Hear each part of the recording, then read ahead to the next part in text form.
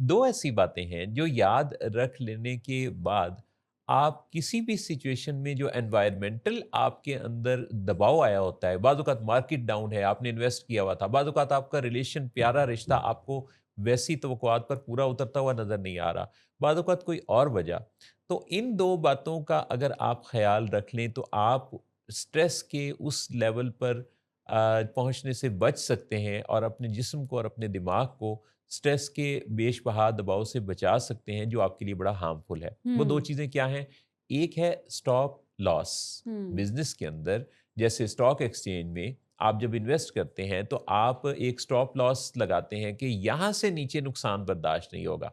तो अपने आप को जायज़ा लेते हुए स्टॉप लॉस कहाँ लगाना है कि इतना ही कि इस चीज़ के बारे में सोचना है, इससे ज़्यादा नहीं। हुँ, इतना ही कि इस चीज़ के बारे में हमने कोई काम करना है या इतना ही कि जागना है या इतना ही खाना खाना है या इतना मतलब उसके अंदर कोई एक फिर लिमिट लग जाए कि यहाँ से आगे फिर स्टॉप लॉस है, इससे नीचे फिर नुकसान है। हुँ, दूसरी बात ये है कि जिस तरह बाहर की दुनिया में जब आंधी चलती है, हुँ, तो हम आंधी तूफान की सूरत में क्या करते हैं? अपने घर के दरवाजे बंद करते हैं, अपने अंदर गर्द आलूद फ़ज़ा को आने से रोकते हैं।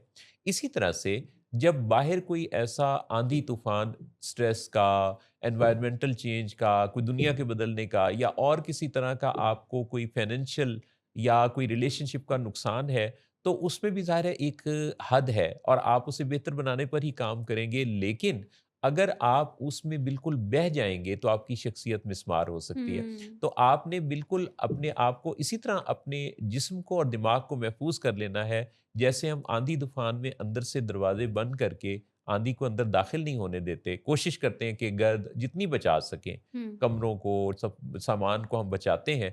इसी तरह से अपने जिस्मानी अज़ा को, अपने दिमाग को भी हमने बाहर की गर्द से फिर मैक्सिमम सेफ रखना है, हुँ। ताकि हम उस गर्द में के अंदर कहीं हमारा जो सारा निज़ाम है, वो गर्द आलूद ना हो हुँ। जाए।